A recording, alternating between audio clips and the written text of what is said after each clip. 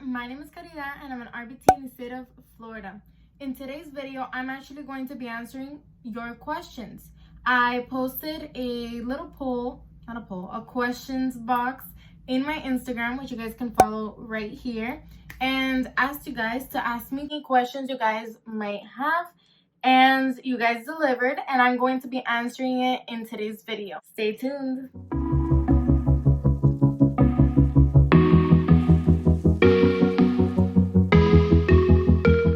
So the first question is, what is ABA and what does an RBT do? So first of all, ABA stands for Applied Behavior Analysis, and it is an applied science that uses scientific research-based techniques in order to solve problems of behavior that matter to society. So there's different tiers and levels of practitioners in this field. The top tier is BCBA, which can be a BCBA with a master's degree, or BCBA D, which is with a doctorate's degree. BCBA stands for Board Certified Behavior Analyst. The mid-level is a bachelor's holding practitioner, which would be a BCABA, which is a Board Certified Assistant Behavior Analyst. And the ones that have most direct contact with the client would be the RBT, which is the Registered Behavior Technician. In these tiers, I guess you can say, the BCBA is the one that essentially creates the programs that the RBTs need to run with the clients in order to modify their behavior, teach replacement skills, coping skills, all of that. The RBT has the most direct contact with the client and is the one that actually implements these programs and run these programs with the client.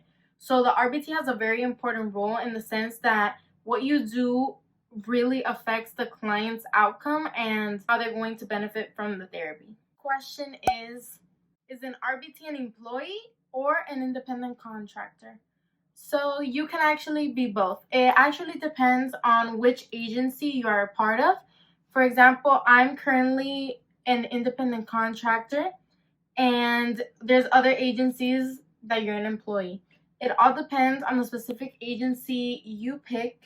Okay, the next one is a question that I had before starting as an RBT.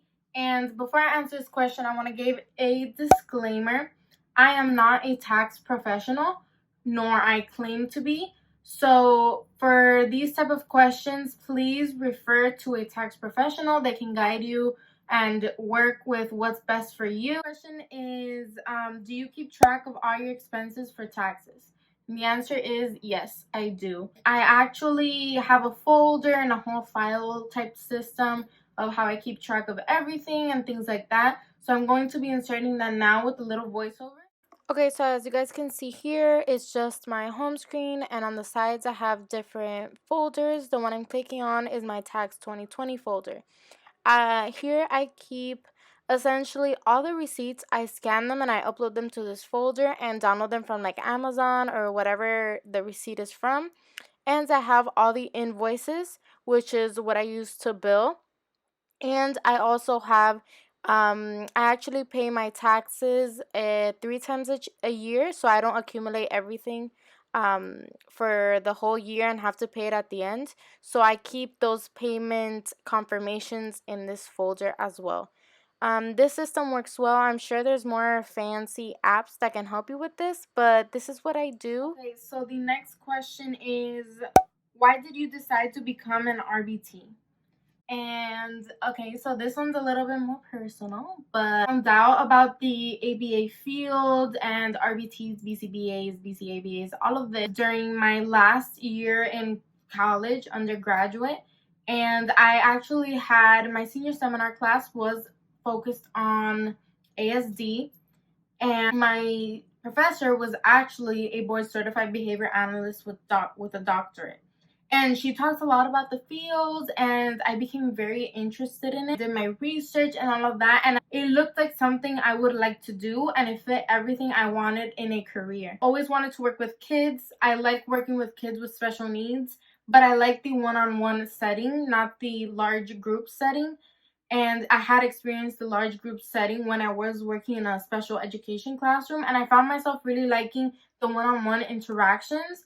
And once I found out about this field, I was like, this is perfect. This is exactly what I want to do. And yeah, now I'm in the process of becoming a BCBA. I wrote it, future BCBA, in my grad cap.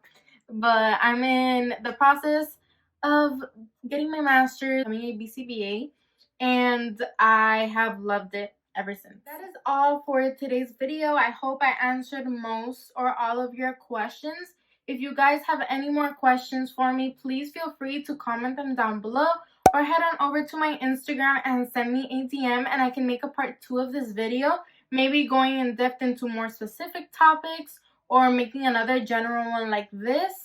Subscribe to my channel, and yeah, I'll see you guys next time. Bye.